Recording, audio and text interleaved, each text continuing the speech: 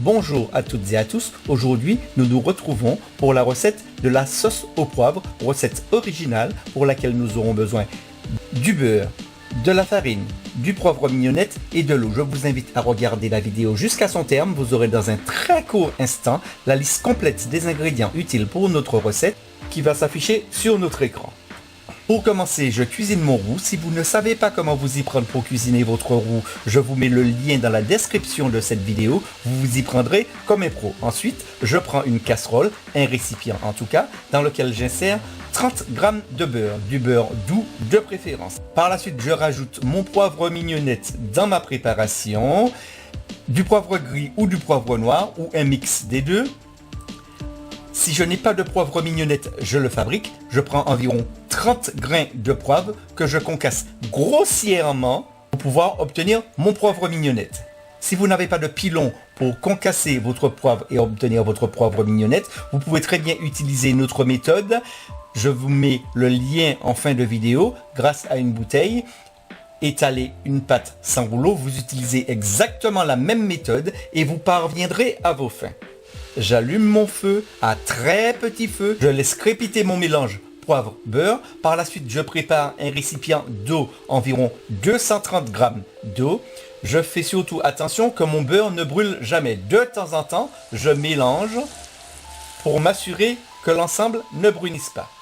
Une fois que l'ensemble est complètement mélangé, comme mon poivre a commencé à crépiter, je rajoute mes 230 g d'eau dans mon mélange beurre-poivre.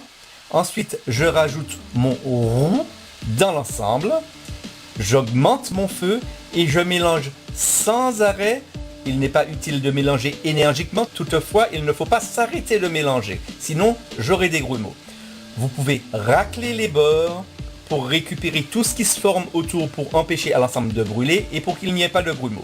Je mélange et comme vous le constatez, l'ensemble s'épaissit. Reprenons maintenant connaissance de la liste complète des ingrédients utiles pour notre recette.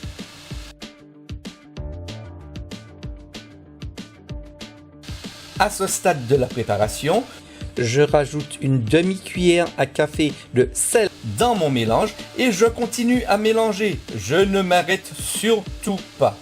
Une petite astuce pour les gourmands, si vous avez préparé du poisson, vous pouvez très bien prendre une cuillère à soupe de sauce de ce poisson que vous mélangez à l'ensemble. Si vous avez préparé une viande rouge ou une viande blanche, vous pouvez prendre une cuillère à soupe de la sauce de cette viande blanche ou de cette viande rouge que vous mélangez à votre sauce tout au dernier moment. Vous continuez à mélanger et maintenant vous ne laissez surtout pas votre préparation dans la casserole chaude. Vous la mettez bien évidemment dans un récipient à température ambiante pour s'assurer que l'ensemble ne continue pas à cuire doucement et que l'ensemble ne continue pas à s'épaissir. Alors je vous invite à reproduire la recette, likez la vidéo, partagez la recette avec le plus grand nombre. J'invite les nouveaux visiteurs à cliquer sur le lien à cet effet afin de s'abonner à notre chaîne et je vous dis à très bientôt dans notre prochaine recette.